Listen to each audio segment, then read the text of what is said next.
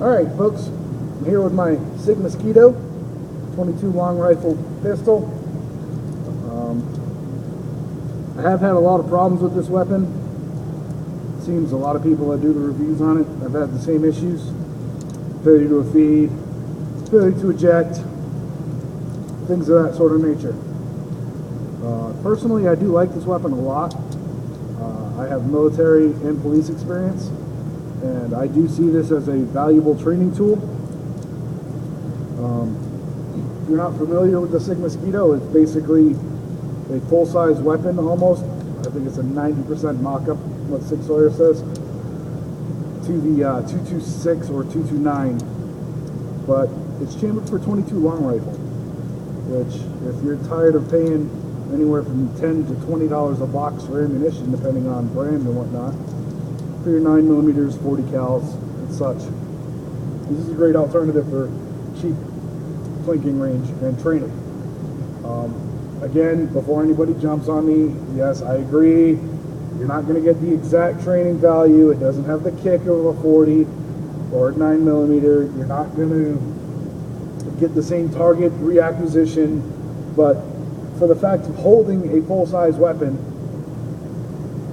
that shoots cheap ammunition, I think it's a great training tool. Typically what I would do at a day at the range would be my Mosquito. I'll put 300 to 400 rounds through that, and then I'll bring out my Smith & Wesson M&P 40 and I'll put 50 rounds through that. So I get the added training value of using the Mosquito for the cheaper ammunition, and I'll end the day using my full-size duty weapon so that I get the full training effect to it. I have had severe issues with this weapon, same as everybody else, with the failure to feed, failure to eject. I'm hoping I might have resolved that. I did use the extra spring that Sig Sauer includes with it when you purchase the weapon, and I also have tried higher velocity ammunitions. This is going to be Federal Lightning right here. We're going to give this a try.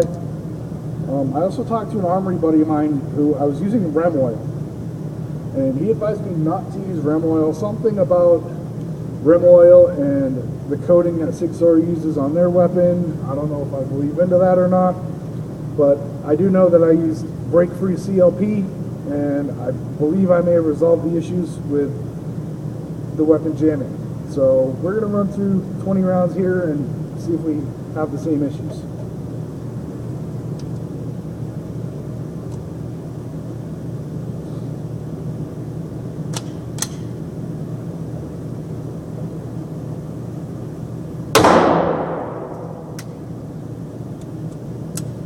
Yep, that was a failure to feed right there.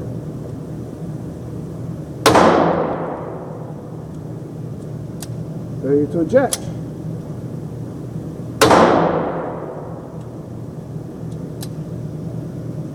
Failure to eject.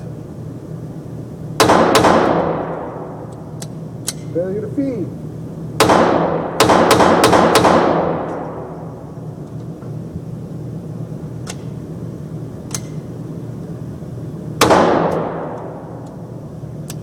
Failure to feed.